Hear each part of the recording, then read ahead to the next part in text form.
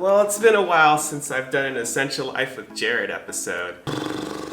This video stuff, I tell you, it's a whole different level than podcasting. For whatever reason, I can work on a podcast, I can get it out there.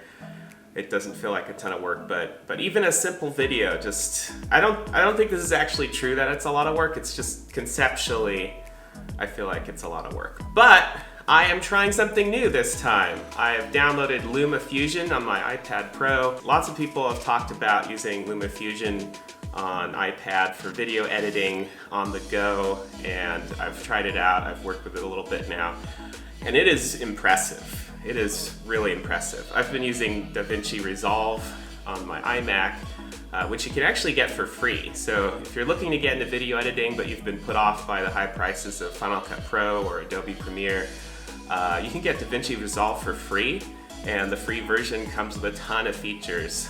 So it's pretty cool. But LumaFusion on the iPad is darn impressive. So that's what I'm doing with this video. We'll see how it turns out. So today I wanted to talk a little bit about something that has been resurfacing over and over again in a lot of the shows that I listen to. This sort of malaise around technology, and online technology in particular.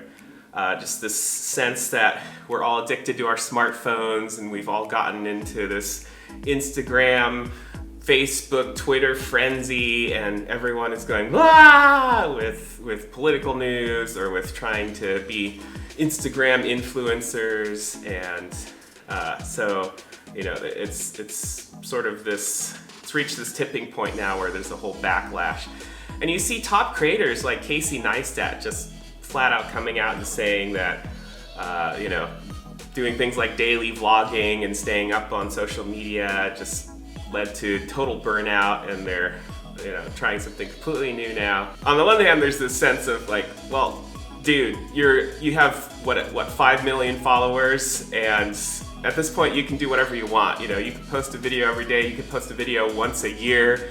It doesn't matter, people are going to follow you anyway.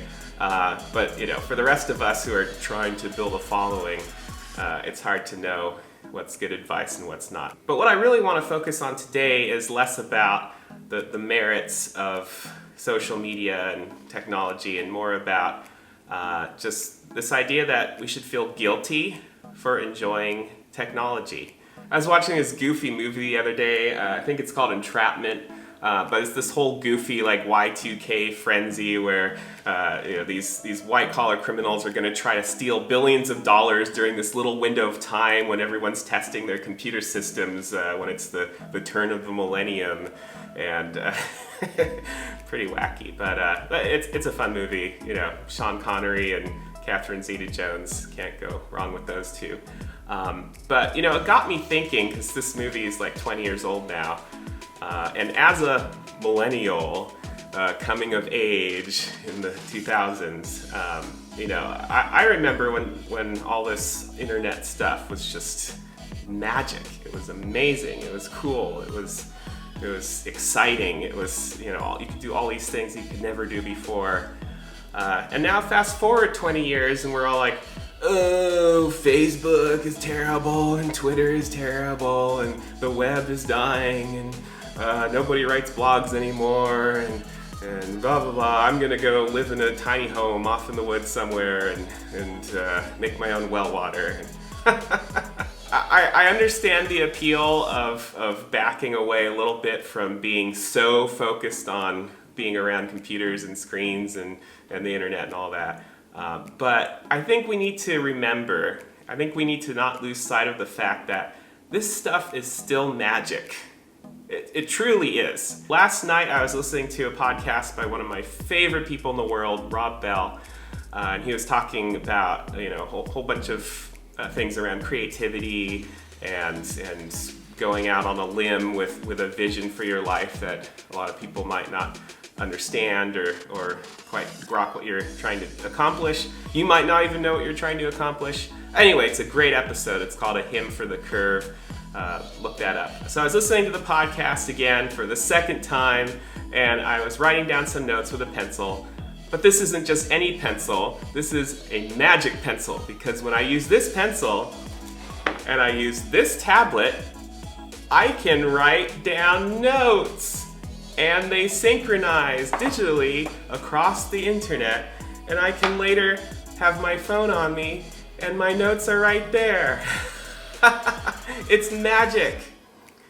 And I can change colors just with a tap, and I can add photos and text boxes, and it's all just magic because it synchronizes on the internet across all my devices. Okay, enough of that. You know it works, I know it works, but it's so easy to get jaded that this stuff works. You know, it's so easy to get jaded and be like, oh yeah, I have a tablet. Oh yeah, I have a smartphone in my pocket.